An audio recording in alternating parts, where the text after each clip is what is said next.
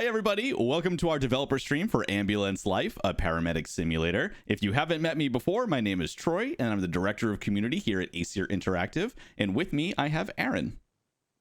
Hey guys, I'm Aron. I'm a junior producer, or assistant producer, as it's called, at Acer Interactive. Just a quick intro into what I do. I'm basically a communications person, so I make sure that everyone's talking to each other. I also occasionally talk to our publisher, Naken. And yeah, I basically make sure that everyone's on the same page, make sure everyone's working on the same thing as they should.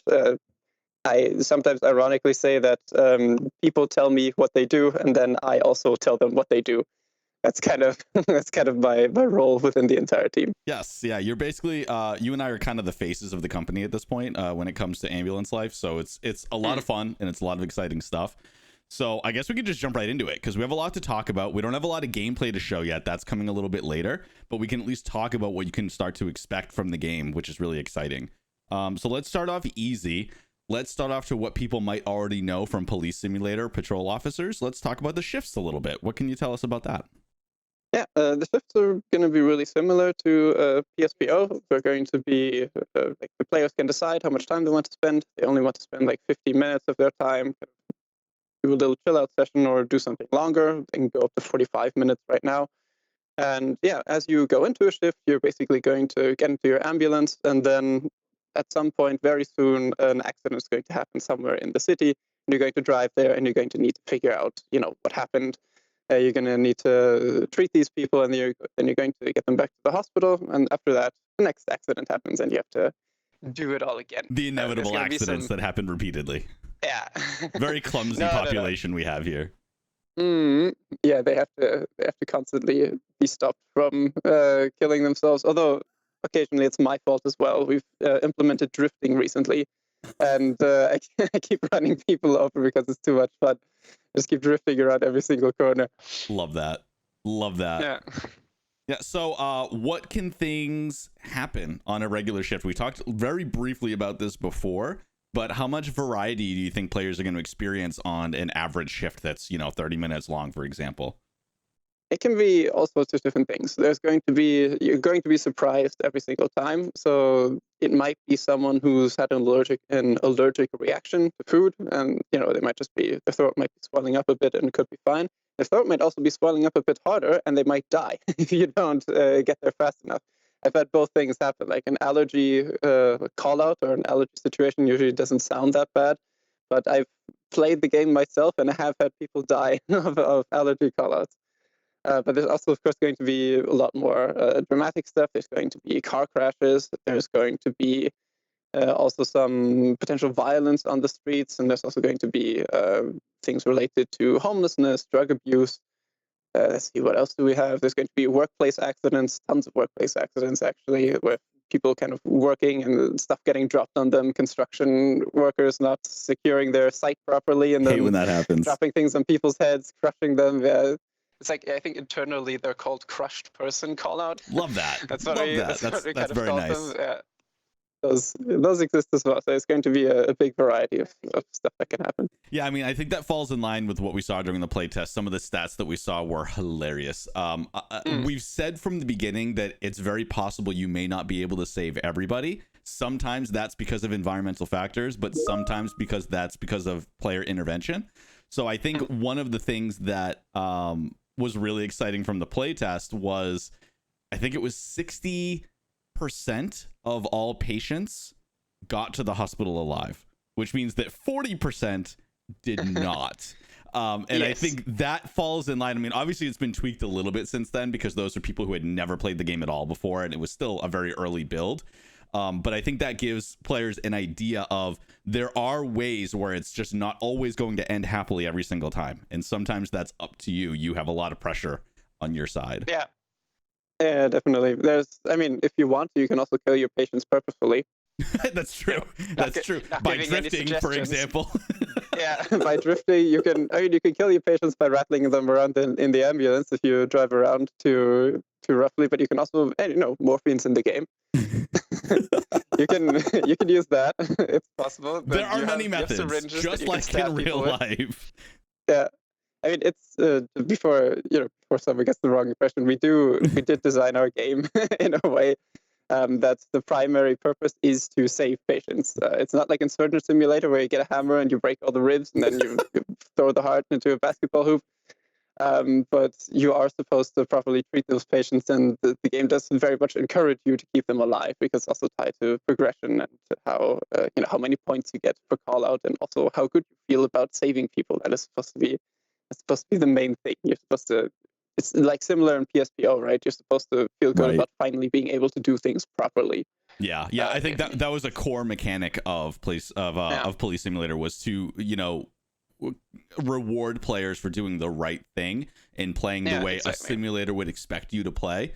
You can do whatever you want, but your shift will definitely end early in most cases. And I think that if either your shift will end early or your guy's gonna die, or your patient. Your points will go down drastically, much like my live streams with CP on patrol officers. It's a fun interaction for our viewers.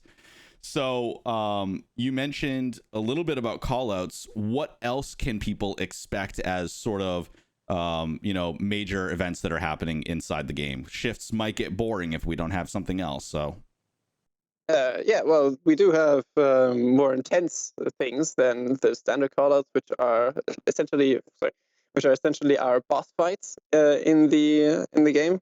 These are catastrophic events. So usually when you're going to a call out, it's going to be, a car crash, 2 or 3 people. It's going to be a workplace accident, usually 1 person, or someone who's had an allergy, also 1 person. And for catastrophic events, it's, I'm not going to say exactly what's going to happen, but let's just say there's a really big explosion, lots of fire, buildings have collapsed. It's the sort of thing that we originally envisioned as something where there's an uncountable amount of patients, and it's going to be something that overwhelms the capabilities of even a large city-based kind of ambulance organization. And it's going to push the players to the limit because they have to deal with potentially hundreds of patients at the same time. There's a couple of special features, like, for example, the triage feature, where you have to decide who you help and who you have to leave to die, or who you have to just send home with a broken arm because they're not worth the effort right now. Stuff like that. That's basically going to be our catastrophic events, and that's going to be also the place where there's going to be a lot of casualties, because, like in real life, if these sort of horrible things happen, then you can be the best paramedic in the world, but even though it's theoretically possible in the game, it's like bordering on not possible to save every single patient, to save their lives. Even Batman has to make choices. He can't save everybody. Exactly. Yeah, and I think I have played catastrophic events where I got a little bit lucky as well, and I have managed to save everyone. But I think we're going to be making them just a tiny bit harder than that, so that even experienced people are going to struggle to keep everyone alive. And that's kind of the point of the boss fight, right? Yeah, and I think that's probably the right design direction, because I think it would get very boring if you could win every single time. I think having that pressure of time in your actions, the better you become with your tools and different procedures, the better chances you have of saving everybody. So I think that gives players sort of an incentive to improve and learn as much as they can. And really take advantage of the variability between callouts, because realistically it's going to be, you're not going to really experience the same callouts again and again. You might have the same callout, but the results might be completely different than you've ever had before. So I think the variability is going to be what's really exciting about this, and the catastrophic event is just like the ultimate. Like you said, it's a boss fight. And in terms of the environmental factors, obviously it's not entirely realistic that a paramedic would jump into a burning fire to save people. Yes. So I think that's a deliberate choice that the team made, right? Yeah. It's always gone a bit back and forth between our experts who are like saying, "What? You're going to go into into an area where there's a live fire? You can't do it." It's like, yeah, it's fun, we want to. It's a game. It's supposed to be cool. Like, it's the same thing with our treatment. The tools and the effects that the tools can have, many of the procedures that you can perform, they're going to be based on realistic events, but they are not going to be as realistic as they would be in real life. For example, you can use tools for multiple different things, which is not something that you usually get with real paramedics, where you can use the same tool to solve multiple different issues. we implemented that so that people could get creative with what they do. So there's usually a primary way how to solve something, but a bunch of really niche Doctor House like solutions that you can take. And it's, as I said, it's there to keep people creative, and sometimes also necessary because people that you encounter might have allergies that make them vulnerable to some of the tools that you would usually use to treat them, and then you have to think around the normal path that you would usually take. That's kind of that's the cut between realism and gameplay fun that we had to make. Yeah, I think it's a constant struggle, and I'm sure you guys have been working on that for the last 2.5-3 years to really find that proper balance. That, and we've said it from the very beginning too, from all of our communications. It's a delicate balance between realistic scenarios and procedures and fun and engaging gameplay. Finding that balance has been a struggle, and I really think that we have found the right formula for that, because the game is super addictive. I have so much fun with it, and I come from a little bit of a medical background from my family, so I know that a lot of the procedures are really exciting and engaging, especially if you're familiar with all of the stuff that paramedics do on a daily basis. But as a gamer, it's exciting to be able to do things a little above and beyond, or maybe a little bit differently, so that it makes more sense to play on stream, or to play with friends in the room, or to show paramedics and be like, look at this insane thing that I can do. I can drift in my car. And it's just I think it's just it brings a lot more to the game, and it brings the replayability factor way up, and I think that's really exciting about it. Yeah, especially drifting. Yeah, I love drifting so much. I can't wait to show you guys. It's going to be really fun. It'll be really exciting. And I think sort of in line with that too, I mean, we have the traffic in the game itself, and sometimes it'll work with you, sometimes it'll work against you. If anybody is familiar with California traffic, you understand exactly what I'm talking about. But there will be shortcuts that you can take, and they may not always be the right option. You want to talk a little bit about that, Aron? Yeah. So the way we've designed the city is it's based on San Francisco. It's a fictional version of San Francisco, of course, but it's based on it. And the city is kind of built like a labyrinth, so you have to occasionally take a couple of little shortcuts. And what you can also do is you can activate the siren to create what we call a rescue alley. This is something I don't know if it works in the US. It's certainly know that it doesn't work properly in France. When we visited it recently, people were not making way for emergency workers usually, but for what we know in Germany, is like usually if there's a traffic jam or something, cars will drive to the side to let you through, and you can also kind of provoke that from the pedestrians and also from the NPVs, so the non-player vehicles on the road. You can turn on your siren; they're going to move out of the way, kind of let you through, which is a really cool addition that we've also made recently to make the whole road driving a bit more fun. Yeah, that's also a nice little addition that kind of helps with the impression that you can finally do things properly. Like this is the world where this is a world where the cars do part for you a little bit, where they do get out of your way.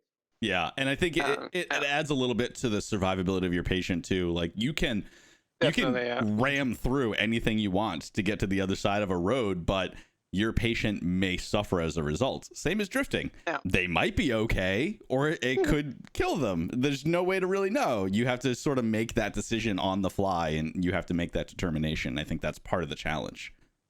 Yeah.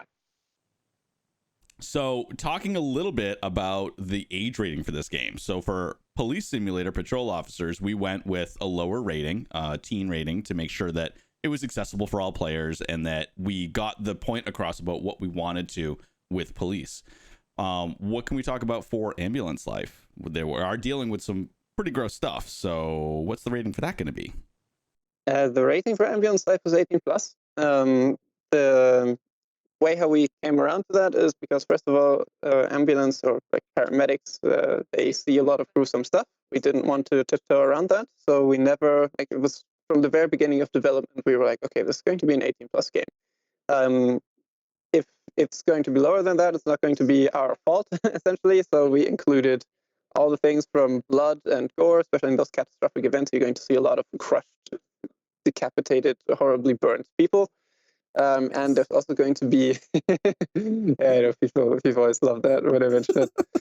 And there's also going to be nudity in the game.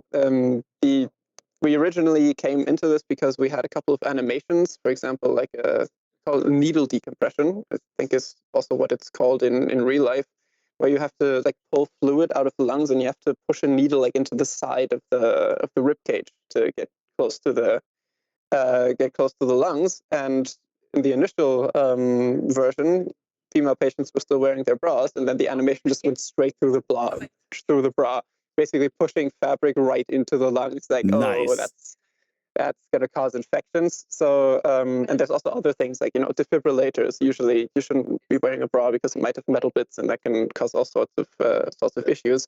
So we have an option to remove things like female bras. So that's also going to be something that drives up the age rating, of course, but that's also something that paramedics see every day. So we didn't want to remove it. We wanted to keep that realism in the game.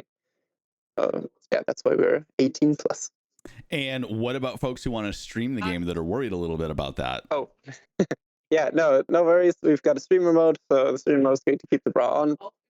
No worries there. Twitch isn't going to kick you off. At least if it does, it won't be our fault. Fair. Yeah. So another question we've gotten a lot is language support. Do we have a list of languages that are going to be supported at launch? Yes. I'm going to need my magic list because it's a lot of languages in one moment. Which is always great to hear. Quickly get it. There we go. So we have English, obviously. We specifically have American English.